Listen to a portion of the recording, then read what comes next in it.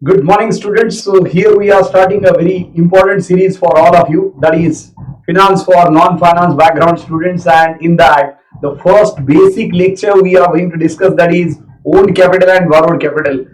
Let me tell you, folks, that this is very important for everybody, for those who are from non-finance background as well, for rather everybody, for finance as well as non-finance. So, what is it? It is owned capital and borrowed capital. That as far as raising funds are concerned, raising money is concerned, what is the ideal source from the company's point of view? Company अगर पैसा raise करना चाहे market में, तो company ने कहां से पैसा रेज करना चाहिए, ये अगर हमें देखना है तो हमने ये देखना है ओन्ड और बोरोड कैपिटल से. So let's check this, that what is owned capital and borrowed capital. Let me take you immediately to point number 2 here. components क्या है owned और borrowed capital में? बोरोड कैपिटल को ये हम लोन या डेट कैपिटल बुलाते हैं, जो हम यूजुअली बैंक से लोन लेते हैं या फिर हम बॉन्ड्स के फॉर्म में रेज करते हैं through the common people there. Now what is bond? Bond is nothing but the creditorship security, my dear. Creditorship security का मतलब है आप पैसा लेंगे लोगों से और उसके बदले आप उनको एक डेट सिक्योरिटी देंगे. डेट सिक्योरिटी का मतलब क्या है? You will give a promise to them that you are going to pay the interest to them on timely basis, so that is called as bonds. So bond is a creditorship security. Do remember and watch my detailed lecture on sources of finance for going into much of the details, minute details of owned capital as well as debt capital. अभी बस difference देखते हैं फटाफट और फिर ratio analysis सम इस पे हम सॉल्व कर सकते हैं. बट नॉन फाइनेंस वाले इससे बहुत कुछ समझ सकते हैं कि what is the ideal source of capital for raising funds of a company. So देखिए components में owned capital में क्या क्या आता है? Common shares, equity shares, ordinary shares, that is one thing which are traded on stock exchange. We all know, हम सभी लोग इंटरेस्टेड है पैसा कमाने के लिए, अच्छे स्टॉक्स खरीदने के लिए, उसी को ऑर्डिनरी शेयर्स, कॉमन शेयर्स या इक्विटी शेयर्स बुलाया जाता है. That is number 1. You can see on the screen there. Second, you can see that is preference share capital, part of owned capital, and third is reserve and surplus, or it is called as retained earning. So these are the three sources, everyone, you can watch it here. First is equity share capital. Equity shares are also called as common shares or ordinary shares. After that, preference share capital, which is called as preferential stock or preferred shares, which is not issued by the company to everybody. These shares are issued maybe at some point of time, occasionally, by the company to the promoters, to the near and dear ones, to the friends, to the family members. So these are not the shares which are issued to the common people. Preference share सबको issue नहीं किए जाते. Equity share सब खरीद सकते हैं. अगर आज आपको खरीदना है equity shares, ordinary shares, common shares, तो आप बॉम्बे स्टॉक एक्सचेंज या नेशनल स्टॉक एक्सचेंज पे ये शेयर जरूर खरीद सकते हैं. बस 2 रिक्वायरमेंट है वहां पे. Number 1, you should have a demat account. आपका एक तो डीमैट अकाउंट होना चाहिए. It is dematerialized account. Let me tell you all of you that paperless form of shares, जैसे आप आजकल पैसा ट्रेड करते हैं in various digital format, उसी तरह से ये डीमैट अकाउंट है और उसके साथ ही आपका पैसा होना चाहिए आपके डीमैट अकाउंट में. Money should be there in your demat account and you should have a demat account. Then you can purchase shares of any company. And those shares are equity shares, common shares, ordinary shares. Do remember, preference shares company सिर्फ अपने promoters को, near and dear ones को, friends को, family members को issue करती है. Sorry, promoters को नहीं, ये बाकी जो पार्टीज है उनको इश्यू करती है, जैसे कि फैमिली मेंबर्स है, फ्रेंड्स है, इनको ये इश्यू करती है. And usually it is issued on occasional basis. It is not a regular term there. और तीसरा सोर्स है ओन्ड कैपिटल में everybody, that is reserve and surplus और रिटेन्ड अर्निंग. इसका मतलब क्या है? This is nothing but the profit which is retained in the business from each and every years net profit. हर साल आपके प्रॉफिट में से कुछ पैसा आप बचा के रखते हैं फ्यूचर कॉन्टिजेंसी के लिए, उसी को हम रिजर्व एंड सरप्लस, उसी को हम रिटेन्ड अर्निंग्स बुलाते हैं. तो ये 3 सोर्सेस है ओन्ड कैपिटल में, याद रखिए. Equity share capital and reserve and surplus and retained earning are belonging to the shareholders or to the owners of the company. Equity shareholders को owners बुलाया जाता है. One equity share is equal to 1 vote. That is the equation there. And what about preference shares? Preference shares are shareholders but not owners of the company. ये owners नहीं है, भले इनको own capital में include किया जाता है, मैं पहले ही बता रहा हूं, इसको प्रेफर्ड स्टॉक बुलाया जाता है, प्रेफरेंशियल शेयर्स बुलाए जाते हैं, but these are issued by the company on occasional basis. Do remember students, owners of the company are basically common shareholders or equity shareholders. Equity shareholders या common shareholders को ही हम owners बुलाते हैं. तो देखते हैं स्टूडेंट्स क्या आता है borrowed capital में. इसी के साथ आप देख सकते हैं on right hand side there is borrowed capital, and borrowed capital में क्या क्या आता है. Number 1 is bonds, number 2 is term loans, and number 3 is public deposits. तो ये तीन sources आते हैं when we are talking about the debt capital, borrowed capital और loan capital. So कंपनी जब बॉन्ड इश्यू करती है और पैसा उठाती है, कंपनी लोन लेती है बैंक से, HDFC bank, ICICI bank, SBI से, so that is nothing but part of debt. And number 3 is public deposits, my dear. So this is how we are going to see owned and borrowed capital. अब देखिए ये owned और borrowed में difference क्या है. कुछ points यहाँ पे दिए, बड़े क्लियर कट है. मीनिंग है the capital contributed by the owner और the proprietor along with accumulated earnings, that is retained earnings or reserve and surplus, is called as owned capital, my dear. Whereas any loan taken by the company from the lenders or from the creditors of outside, like that is banks, financial institution and common people, is called as nothing but debt or borrowed capital. तो definition आप देख सकते हैं. Any loan taken by the business from outsiders like banks, FIs and common public is nothing but borrowed capital. That is point number 1. तो याद रखिए, owner जो contribute करता है और उसका प्रॉफिट जो रिटेन करके वो फिर से बिजनेस में लगाता है, उसको हम ओन्ड कैपिटल बुलाते हैं. और borrowed capital means borrowed from outside sources like term loan, bonds and debentures and public deposits. Whereas the components you can see, owned capital में क्या क्या आता है बेटा, equity share capital, reserve and surplus or retained earnings, and along with that preferred stock or preference shares. Whereas in debt capital, borrowed capital or loan capital, what comes is bonds or debentures, long term loans and public deposits. आप फटाफट इसका basics देखते बेटा जो बहुत जरूरी है. Permanent और redeemable, the next point of difference. Everybody should know all these point of difference. याद रखिए एवरीबडी, अगर आप इक्विटी शेयर्स खरीदते हैं तो कंपनी कभी वापस नहीं लेता. कंपनी एक बार इश्यू अगर करेगा equity shares, then company is usually going to issue it for the life time. तो आप बोलेंगे फिर हमें अगर पैसे चाहिए तो कैसे? आप पैसे ले सकते हैं, शेयर बेच सकते हैं. आप बीएसई या एनएसई पे जो करंट रेट चल रहा है, say you have purchased Infosys at 1200 and now you want to sell it. अभी अगर रेट 1450 है तो आप 1450 में बेच सकते हैं. आपको 1500 में बेचने की अगर इच्छा है तो आप थोड़ा इंतजार कर सकते हैं मार्केट प्राइस 1500 तक आने की, या रोज 1500 की ऑर्डर लगा के छोड़ सकते हैं. तो that way around you can take your money back as far as equity shares are concerned. So that is how it is permanent capital, that is as far as equity shares are concerned. equity shares को permanent capital बुलाया जाता है, जिसको common shares और ordinary shares भी बुलाते हैं. that is how it is written as it is permanent capital which will be never paid back by the company during its entire lifetime. It can be paid only on winding up or liquidation of the company. However, do remember preference shares are issued for a certain period of time, say 5 years, 10 years, 15 years down the line. तो preference shares redeemable होते हैं. जबकि loan capital जब भी आप लेते हैं, फिर आप बैंक से लोन ले, या फिर आप बॉन्ड इश्यू करें कॉमन लोगों को, या फिर आप पब्लिक डिपॉजिट इश्यू करके पैसा ले, ये याद रखिए कभी भी रिडीमेबल होता है after specific period of time. आपने कभी ऐसा सुना है कि आपने लोन इश्यू किया, लोन लिया और आपने बोला बैंक को भूल जाओ, हम वापस देने वाले नहीं है? ऐसा कभी नहीं होता. It is not irredeemable, it is always redeemable. Irredeemable is always equity capital.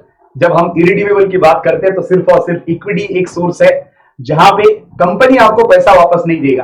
अगर आप चाहते हैं तो आप शेयर बेच सकते हैं सेकेंडरी मार्केट में, स्टॉक एक्सचेंजेस पे, जिसको हम बीएसई और एनएसई बुलाते हैं. तो देखिए स्टूडेंट्स, देखिए everybody, I am going to utter various terms. Stock exchange को ही सेकेंडरी मार्केट बुलाया जाता है, और सेकेंडरी मार्केट का मतलब है बीएसई और एनएसई. इस पे आप शेयर खरीद सकते हैं और बेच सकते हैं. और कौन से?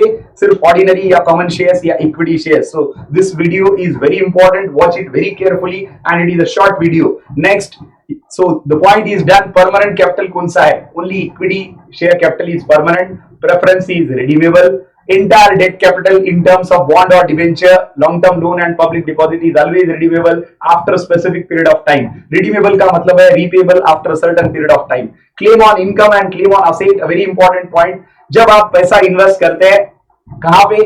अगर आपने शेयर खरीदे तो आपको क्या मिलता है? शेयर खरीदेंगे तो आपको मिलता है dividend. Dividend is nothing but part of profit. Do remember, dividend का मतलब क्या है? Dividend is part of profit which is given to the share holders. याद रखिए, dividend is nothing but part of profit which is paid by the company to its shareholders. Part of profit it is. तो याद रखिए जब आप share में invest करते हैं तो आपको डिविडेंड मिलेगा. So dividend is part of profit and how much is to be given, it is decided by the company's board of directors. देखिए students, the claim on income is dividend for owned capital. So may it be equity or preference, but थोड़ा फर्क है. The dividend is variable.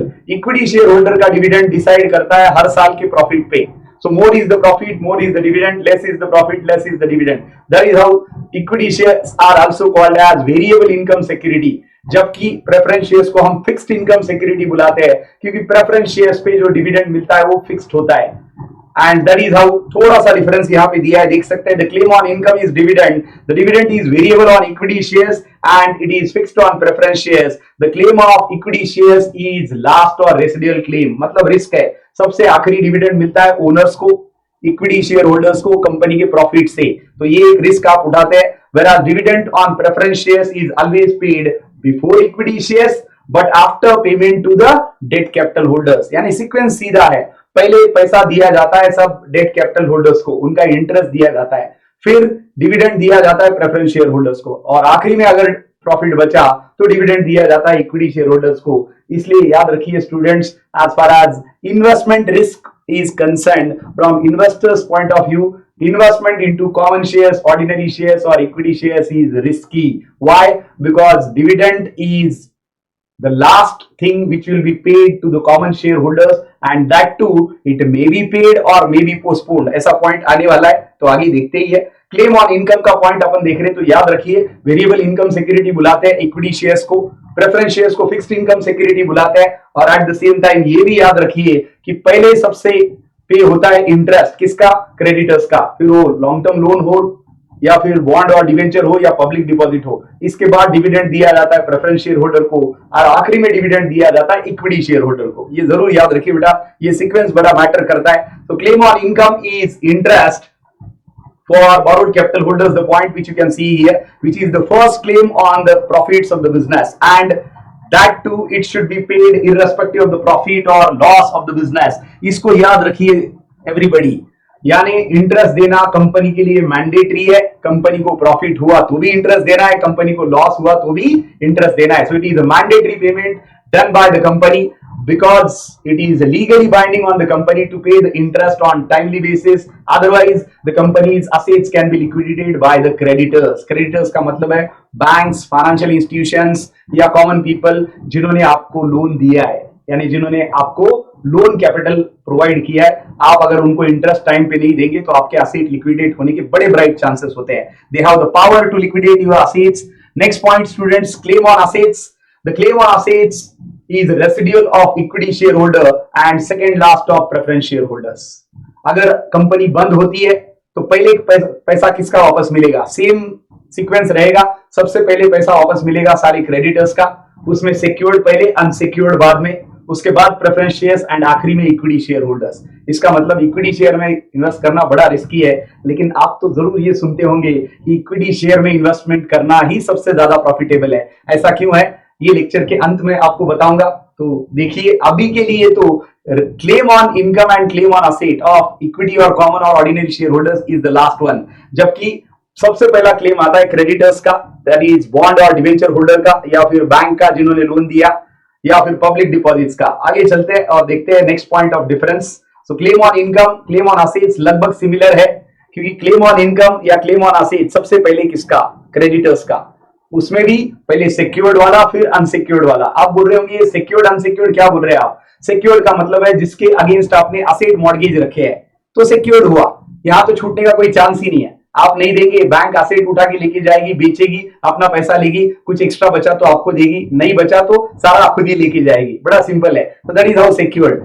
Unsecured, हाँ unsecured कोई देता ही नहीं है, ये बात अलग है, बट जस्ट सीक्वेंस के लिए सिक्योर्ड पहले पे किए जाते हैं क्रेडिटर्स, बाद में अनसिक्योर्ड, फिर प्रेफरेंस शेयर्स और आखिरी में equity shares. So that is what claim on asset and claim on income. Risk की बात करते हैं तो रिस्क दोनों पॉइंट ऑफ व्यू यहां से डिस्कस किया है, एक इन्वेस्टर का और दूसरा कंपनी का. So it is risky to invest in owned funds जैसे हमने अभी डिस्कस किया for investors, but not at all risky from company due to following reasons. Investors के लिए क्यों रिस्की है, इक्विटी में इन्वेस्ट करना है या ओल्ड में इन्वेस्ट करना है। रिस्की इसलिए है क्योंकि डिविडेंड आपको मिलना जरूरी नहीं है, इट मे बी पेड और मे बी पोस्टपोन्ड, देख सकते हैं आप। और अगर डिविडेंड मिला भी तो that will be the last claim which is satisfied by the company of equity share holders, इसलिए दिया है last claim on income and not fixed, मतलब ये भी फिक्स नहीं है क्योंकि ये वेरिएबल इनकम सिक्योरिटी है, पैसा अगर प्रॉफिट में बचा तो देंगे वरना नहीं देंगे। Dividend can be paid or postponed but except preference shares. Preference shares का एडवांटेज है, प्रेफरेंस शेयर होल्डर्स को डिविडेंड पक्का मिलता है because that is how, though it is not legally binding, लेकिन प्रेफरेंस शेयर्स को बोला ही जाता है प्रेफरेंस। प्रेफरेंस मतलब जिनको प्रेफरेंस दिया जाता है over equity shares and that is how they are called as preference. जब तक आप प्रेफरेंस शेयर्स को पैसा नहीं देंगे या प्रेफरेंस शेयर होल्डर्स को डिविडेंड नहीं देंगे तब तक आप इक्विटी शेयर होल्डर्स को डिविडेंड नहीं दे सकते। तो जरूर याद रखिए प्रेफरेंस शेयर होल्डर्स को पे करना डिविडेंड लीगली बाइंडिंग नहीं है, लेकिन ये इस तरह से बाइंडिंग हो जाता है कि unless you pay to preference share holders dividend you can not pay to equity share holders. So very simple that way around, you have to pay to preference share holders before it is paid to the equity share holders. उसी के साथ borrowed capital holders का point देखते हैं risky के बारे में या रिस्क के बारे में। It is not at all risky from investors point of view but risky for company. Why? Because it offers fixed payment in terms of interest and interest is legally binding और mandatory for company, दो companies in profit और losses. तो इसके दो कारण है कि investor point of view से बोरोड कैपिटल सेफ क्यों है। पहला, आपको इंटरेस्ट पक्का मिलेगा, फिक्स मिलेगा, और दूसरी बात है ये लीगली बाइंडिंग है कंपनी पे, कंपनी को प्रॉफिट हुआ तो भी देना पड़ेगा, लॉस हुआ तो भी देना पड़ेगा। आप पूछेंगे लॉस हुआ तो कहां से देंगे? असेट बेचो और दे दो, नहीं दिया तो क्या होगा? बैंक आएगी, आपके असेट उठाएगी, बेचेगी और अपना इंटरेस्ट लेगी। बड़ा सिंपल बात है, तो क्लियर है। And we all know that if we take a loan, non-payment of EMI will attract serious financial consequences। ये उसी तरह से exactly, जबकि hence it is indeed safe source of investment from investor but risky for company। Company के लिए क्यों risky है? वही दो पॉइंट है, कंपनी को इंटरेस्ट देना ही है, मैंडेटरी है, लीगली बाइंडिंग है, प्रॉफिट हुआ तो भी देना है, लॉस हुआ तो भी देना है, और वो भी जितना डिसाइड हुआ है उतना 100% देना है। So that is how it is mandatory to pay and at the same time it is fixed irrespective of your profit and losses। तो इसलिए ये कंपनी के लिए रिस्की है लेकिन इन्वेस्टर्स के लिए बड़ा सेफ है। so that is the point। Cost कहां पे ज्यादा है, ये बड़ा इंपॉर्टेंट पॉइंट है। पूरे ओल्ड और बोरोड कैपिटल में पढ़ने जैसा क्या है? एक तो claim on income, claim on assets, और दूसरा रिस्क और कॉस्ट। ये अगर समझ गए तो आपको पूरा फाइनेंस समझ में आ गया। That doesn't matter you are from engineering, you are from agri, you are from finance, you are from science, doesn't matter. ये जानना जरूरी है क्योंकि हम सबको पैसा बनाना है। आगे चलते हैं। Cost, it is costly for company due to following reasons. क्या कॉस्टली है? ओल्ड कैपिटल कॉस्टली है। क्यों? Number one, rate of dividend is high as compare to interest.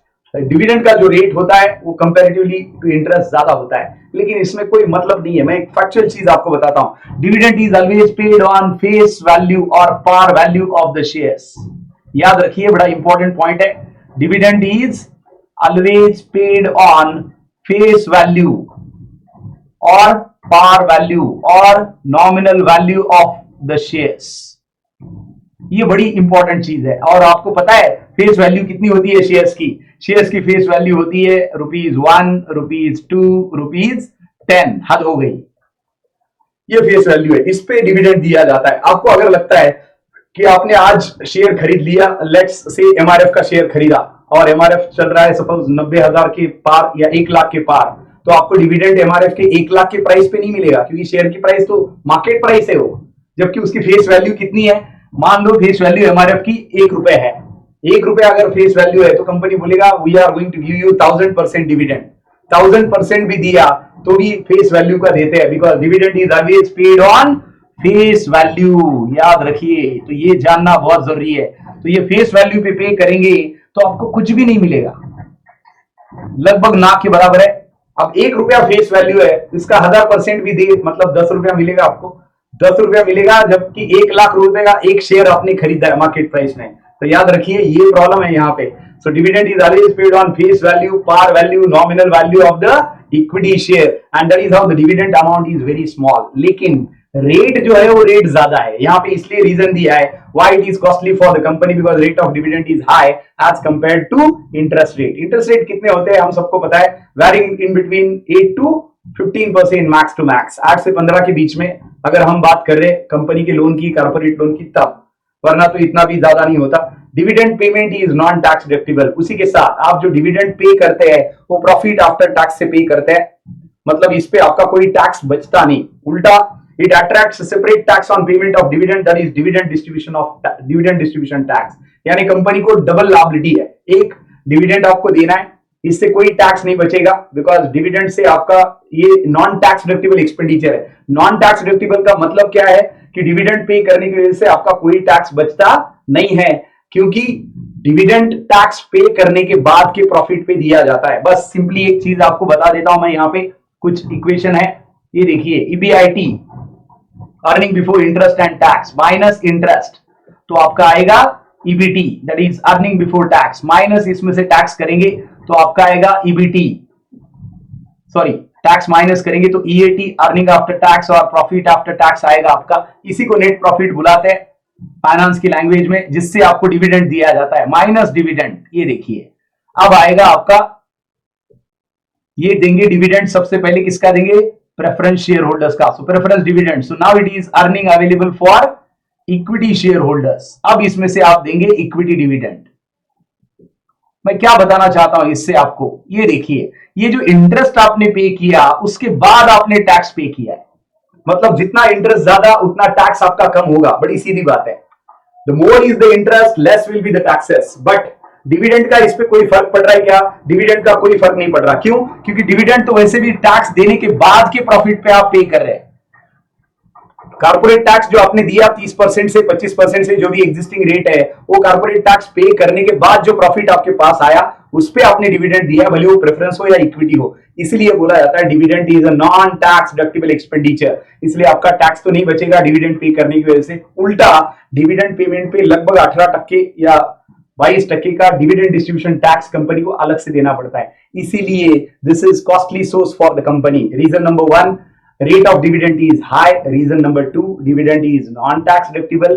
And reason number 3, on payment of dividend, company has to pay one separate tax which is called as dividend distribution tax. So that is how it is given here.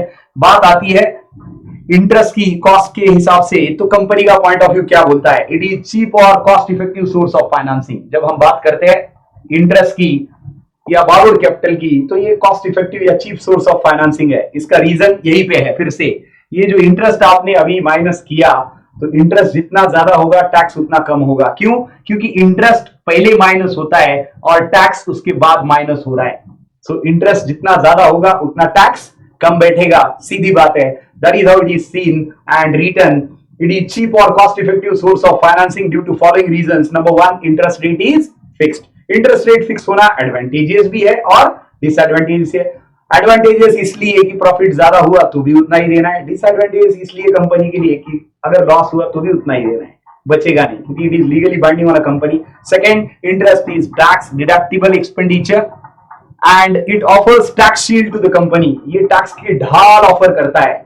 क्यों ढाल, ये देखिए जितना interest ज्यादा उतना आपका EBT कम आएगा और आपका टैक्स भी कम आएगा। बड़ी सिंपल बात है। जस्ट फॉर एग्जांपल बता देता हूं, अगर कंपनी का ईबीआईटी है 20 करोड़ और कंपनी का इंटरेस्ट है ही नहीं, जीरो इंटरेस्ट है, तो ईबीटी कितना आया स्टूडेंट, 20 करोड़ ही आया।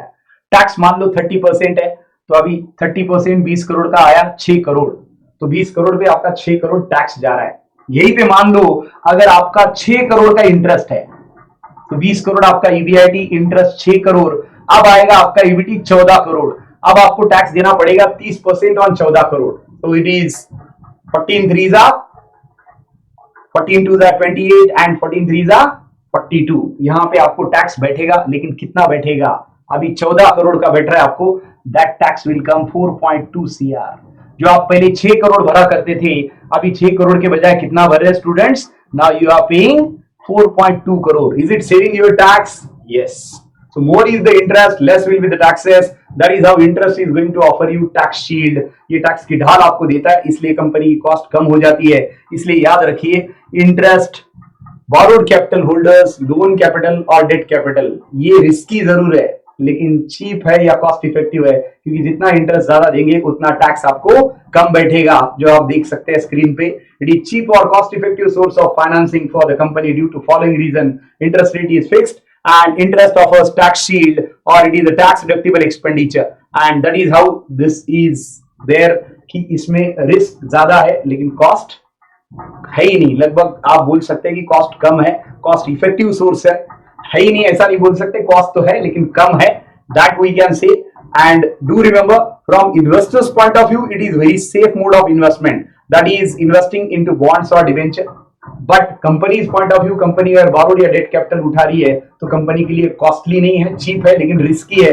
रिस्क इसलिए कि इंटरेस्ट आपको फिक्स ही देना पड़ेगा, प्रॉफिट हुआ तो भी देना पड़ेगा, लॉस हुआ तो भी देना पड़ेगा, लीगली बाइंडिंग है, irrespective of profit or losses you have to pay it. And why it is cost effective? Because interest is tax deductible expenditure, it offers you tax shield, and at the same time though you are having more profit then also you are liable to pay only fixed amount of interest. आपको ज्यादा देने की जरूरत नहीं, मांग ही नहीं सकता, आपको दोबारा क्रेडिटर या लेंडर वो उतना ही मांगेगा जितना एग्रीमेंट हुआ है आप में और उनमें, और that is how it is, you can see that the agreement between the owner and the agreement between the lender and the borrower. So यहाँ पे मैंने कहीं पे लिखा है कि ये एग्रीमेंट, ये देखिए यहाँ पे लिखा है, this is redeemable as it is given only for a specific period of time as the agreement between lender and borrower. तो जब भी आप बोरोड कैपिटल की बात करते हैं ये कभी भी रिडीमेबल होता है after certain period of time, मतलब आपने लोन लिया है तो कुछ टाइम के बाद आपको वापस देना पड़ेगा। ऐसा नहीं है कि आपने ले लिया और आपने बोल दिया भूल जाओ अभी। तो ये बड़ा इंपॉर्टेंट पॉइंट है बेटा, this is very important for everybody. Let's go ahead and let's see the next few points, that is control और voting rights. जैसे मैंने शुरुआत में बोला कंपनी का ओनर कौन है? Equity share holder. Preference share holder कौन है? ओनली शेयर होल्डर है, ओनर नहीं है। Preference shareholders are the preferred stockholders who are near and dear ones and who are the family members or you can say friends of the company promoters. ये उन्होंने उनको issue किया है for occasional basis, ये बार बार issue नहीं किए जाते preference shares. Company का ओनर कौन है? इक्विटी शेयर होल्डर्स है और उन्हीं को ऑर्डिनरी या कॉमन शेयर्स बुलाया जाता है। और 1 equity share is equal to 1 vote. Board of directors का नॉमिनेशन, उनका अपॉइंटमेंट ओनर करते हैं और ओनर मतलब इक्विटी शेयर होल्डर्स है। देखिए कंट्रोल और voting rights, equity shareholders are owners of the company and possess voting rights as 1 equity share is equal to 1 vote, obviously except preference shares, क्योंकि preference shares owners नहीं है। फिर से repeat कर रहा हूं, equity shareholders plus retained earnings or reserve and surplus is belonging to the owners of the company, ये owner का कंपोनेंट है। प्रेफरेंस शेयर होल्डर सिर्फ शेयर होल्डर्स है, इनको कभी कभार शेयर इश्यू किए जाते हैं जब भी कंपनी को जरूरत पड़ती है और कंपनी यहाँ पे यूजुअली प्रेफरेंस शेयर इश्यू करता है अपने near and dear ones, family members, friends को। इस तरह का कंपोजिशन इसका है। जबकि वोटिंग राइट्स का तो कोई सवाल ही नहीं बनता है। क्रेडिटर्स के बारे में बैंक है, कॉमन पीपल है, इन्होंने आपको बोरोड कैपिटल दिया है सिर्फ, तो इनको वोटिंग राइट्स मिलेंगे नहीं, ये कंपनी के एक्टिविटी में इंटरफियर कर ही नहीं सकते। सो दीज आर क्रेडिटर्स और lenders, so no question of ownership, very simple. Next, trading on stock exchange, मैंने शुरुआत में ही क्लियर किया, only equity shares can be traded on stock exchange, their value can be increased or decreased. Best example I can give you about equity shares, कौन सा share जो पिछले बहुत छोटे टाइम में बहुत ज्यादा बढ़ा है, ऐसे बहुत सारे एग्जांपल्स हैं, n number of examples are there when you talk about this particular thing. अभी के लिए एक बोलता हूं, GMR Infra, it was trading around 30 rupees say before 2 weeks only and now it is trading at 65 rupees. देखिए कितना difference है, एकदम 2 टाइम हो गया शेयर। तो ये सिर्फ इक्विटी शेयर्स ऐसा हो सकता है due to its performance, demand and supply. Equity share छोड़ के इंडियन कॉन्टेक्स्ट में कोई और चीज मार्केट में ट्रेड नहीं होती, उसकी मार्केट वैल्यू बदलती नहीं है, सिर्फ इक्विटी शेयर की बदल सकती है, या तो घट सकती है या तो बढ़ सकती है on its performance. So only equity, common और ordinary shares are traded on stock exchange and obviously debt capital is not tradable. Bank loan आपका उतना ही रहता है, इंटरेस्ट का अमाउंट बस अकुमुलेट होते जाएगा। उसी तरह से बॉन्ड और डिवेंचर, इंटरेस्ट आपने नहीं पे किया तो वो अकुमुलेट होते जाएगा। पब्लिक डिपॉजिट पे भी वही इंटरेस्ट ही अकुमुलेट होते जाएगा। So no debt capital is traded on stock exchange, even not preference shares, only equity shares are traded on stock exchange. Last point, dilution of earning and ownership. इसका सीधा मतलब है आप अगर नए इक्विटी शेयर इश्यू करेंगे, नए और प्रेफरेंस शेयर इश्यू करेंगे, नए बॉन्ड इश्यू करेंगे मार्केट में और लोन लेंगे और एक नया, तो इससे कंपनी के अर्निंग्स और कंपनी के ओनरशिप में कुछ फर्क पड़ता है क्या? तो अगर हम बात करते हैं ओनरशिप की, इक्विटी शेयर कैपिटल की, तो यहां पे फर्क पड़ता है अगर आप और इक्विटी शेयर होल्डर्स को शेयर इश्यू कर रहे हैं और नए इक्विटी शेयर होल्डर अंदर आ रहे बिजनेस में। क्योंकि अभी पहले जो अर्निंग था वो सपोज 10,000 शेयर में डिवाइड होता था, 10,000 शेयर होल्डर में डिवाइड होता था। अभी कंपनी ने और 50,000 नए शेयर होल्डर को शेयर इश्यू किए, तो पहले 10,000 ओनर थे, अब 10,000 प्लस ये 50,000 60,000 लोग ओनर हो जाएंगे। अब तो डाइल्यूशन ऑफ अर्निंग हो जाएगा। डाइल्यूशन का मतलब क्या है? बहुत ज्यादा गर्म पानी है, सुबह सुबह नहाते पूरा नहीं लेते अपन, उसमें ठंडा पानी मिक्स करते हैं, ये डाइल्यूशन ऑफ अर्निंग। वैसा ही कंसेप्ट है साइंस के जैसा कि आपका अर्निंग पहले सिर्फ 10,000 लोगों में बंटता था, अभी 10,000 नहीं, अभी 60,000 लोगों में बटेगा, तो उसमें रेशियो कम हो जाएगा, डाइल्यूट हो जाएगा। तो that is how dilution of earnings is possible only when company is issuing more number of ownership shares, that is equity shares, common shares और ordinary shares. Preference share issue करेंगे तो कोई दिक्कत है नहीं, बॉन्ड इशू करेंगे तो कोई दिक्कत नहीं है, और नया लोन लेंगे, नए पब्लिक डिपॉजिट इशू करेंगे तो भी कोई दिक्कत नहीं है। क्यों? क्योंकि इनका और ओनरशिप का कोई लेना देना नहीं है। इसलिए देखिए, the ownership and earnings are diluted if new equity shares are issued, मतलब न्यू प्रेफरेंस शेयर इशू करेंगे तो भी ओनरशिप और अर्निंग में कोई फर्क पड़ेगा नहीं, ना वो डाइल्यूट होगा। उसी तरह से डेट में देखिए, ये तो क्रेडिटर्स है, लेंडर्स है, तो वहां पे ना अर्निंग में डाइल्यूशन हो सकता है ना ओनरशिप में। क्यों? क्योंकि ये ओनर है ही नहीं, ये एक्सटर्नल पार्टीज है, ये आउटसाइडर्स है, ये लेंडर्स है, ये क्रेडिटर्स है। Creditors means those people from whom you have borrowed money on credit, taken loan and you are suppose to pay to them. Very simple, that is creditors. Term accounting की है लेकिन सबको पता होनी चाहिए। क्रेडिटर्स का मतलब क्या है? The banks, financial institutions, common people from whom you have taken loan and you are supposed to pay to them their money along with interest. तो उनको हम creditors बुलाते हैं accounts और finance की language में। So folks, these are the points of differences between owned and borrowed capital. So the most important point of difference is, याद रखिए, सबसे पहले component है। component में क्या आता है? Equity share capital and retained earnings or reserve and surplus is part and parcel of owned capital. Preference shareholders हम shareholders जरूर बनाते हैं लेकिन ये owners नहीं है। उसी तरह से who are the creditors, who are the borrowers and who are the lenders and whose loan capital and debt capital, that is bonds or debentures, public deposits and long term loans.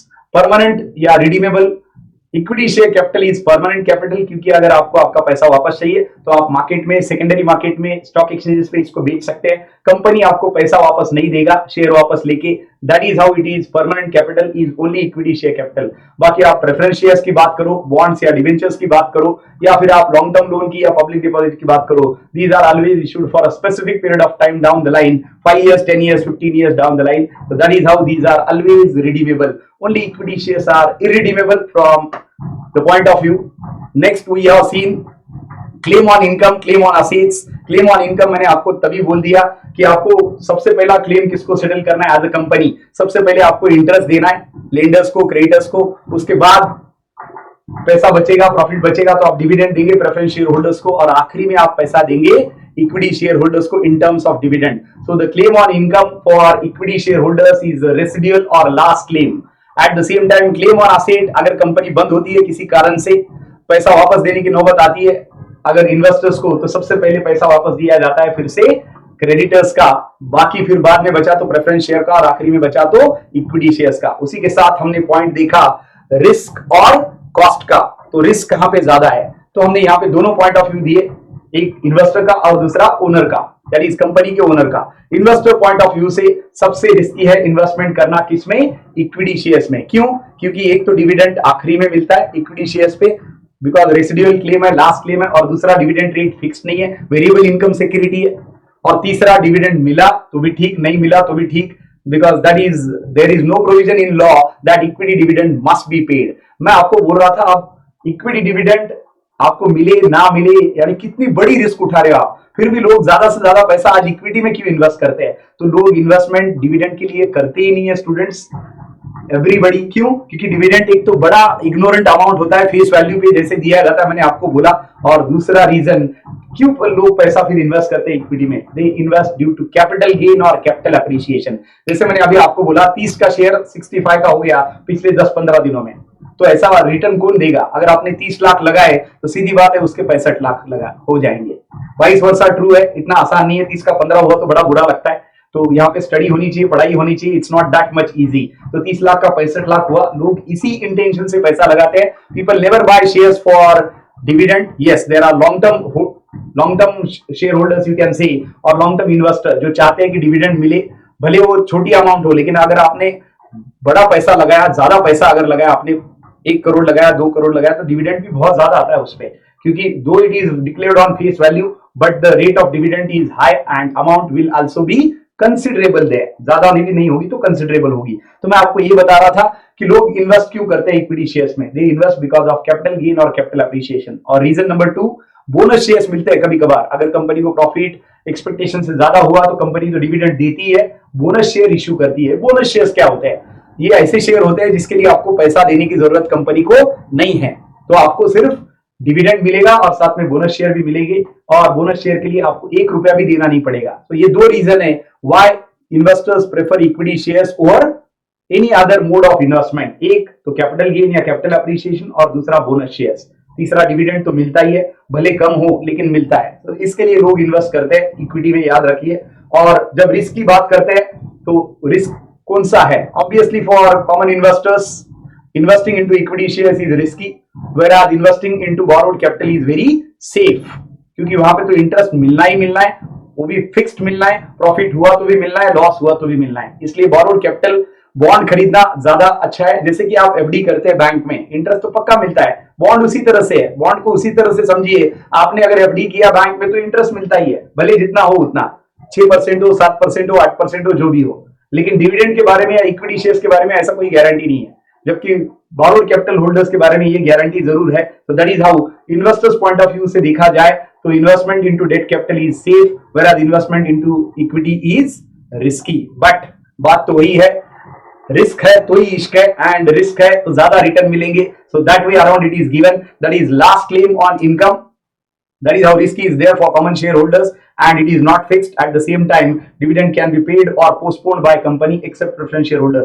जबकि interest की बात अगर हम करते हैं तो interest एक तो मैंडेटरी है, लीगली बाइंडिंग है, प्रॉफिट हुआ तो भी देना है, लॉस हुआ तो भी देना है। और दैट इज हाउ ये कंपनी के पॉइंट ऑफ व्यू से रिस्की है for company raising borrowed capital, raising long term loan or raising debt capital is risky because rate of interest is fixed and it has to be paid legally binding irrespective of profit or losses of the company. Cost की अगर बात करते हैं तो यहाँ पे point आता है कि टैक्स डिडक्टिबिलिटी, जो मैंने बोला था कि it is costly for company, क्या own capital that is equity shares और preference shares. Reasons, rate of dividend is high, and reason number 2, dividend is non tax deductible, और तीसरा, on payment of dividend company has to pay another tax apart from corporate tax rate, that is dividend distribution tax. So that is how it is costly for company. तो own capital company के लिए costly है, but याद रखिए own capital company के लिए risky नहीं है। क्यों? क्योंकि कंपनी डिविडेंड पे करे या ना करे, इक्विटी शेयर्स पे चलता है। ये साल नहीं करे, अगले साल करे तो चलता है, कम दे तो चलता है, ज्यादा दे तो भी चलता है। सिर्फ इक्विटी शेयर्स की बात कर रहे हैं अपन। और जब हम बात करते हैं borrowed कैपिटल की, तो याद रखिए borrowed कैपिटल बिल्कुल कॉस्टली नहीं है, ये कॉस्ट इफेक्टिव सोर्स है, चीप है। क्यों है? क्योंकि इंटरेस्ट रेट फिक्स्ड है, प्रॉफिट ज्यादा है तो भी उतना ही देना है, लॉस हुआ तो भी उतना ही देना है, that is the problem. But interest आपका टैक्स कम करता है because interest offers tax shield, और it is going to save your taxes as interest is a tax deductible expenditure, जो मैंने आपको थोड़ी देर पहले समझाया था, अभी भी स्क्रीन पे अवेलेबल है, आप देख सकते हैं। उसी के साथ हमने कंट्रोल या वोटिंग राइट्स देखा, these are available only for equity share holders. Equity shareholders are the owners of the company. These are the people who will appoint board of directors. These are the people who will nominate the board of directors. These will be interfering into the decision of the company there. Lenders, borrowers are external parties. इनका वैसे भी कोई लेना देना नहीं, तो ये interference कर ही नहीं सकते, तो इनका वोटिंग राइट्स है ही नहीं, ना कंट्रोल कर सकते। One equity share is equal to one vote. Preference share holders are not owners, though they are considered under owned capital. ये सिर्फ नाम के शेयर होल्डर है, ओनर नहीं है। और लास्ट पॉइंट हमने देखा कि ट्रेडिंग ऑन स्टॉक एक्सचेंज किसका होता है, तो मैंने आपको बताया सिर्फ और सिर्फ इक्विटी का होता है। Rest any of the source in India is not traded on stock exchange. Last point we have seen dilution of earnings and ownership, that is possible only in case of issue of more number of new number of equity shares, then only dilution of earnings and ownership is possible. क्योंकि preference share holders owners है ही नहीं, और borrowed capital holders तो outsiders है। तो यहाँ पे और आप लोन लेंगे और आप बॉन्ड इश्यू करेंगे और आप प्रेफरेंस शेयर इश्यू करेंगे, तो वहां पे कोई चांस नहीं है कि आपका डाइल्यूशन ऑफ अर्निंग और ओनरशिप होंगे। I hope you are enjoying this particular lecture, and this will clear the basics of finance for non-finance people as well. We'll meet in the next lecture with the detailed discussion on equity, preference, bonds and debentures, retained earnings along with long-term loans. Till that, thank you and have a wonderful day ahead. And please watch this lecture very carefully to clear your basics as far as owned and borrowed capital is concerned. Thank you.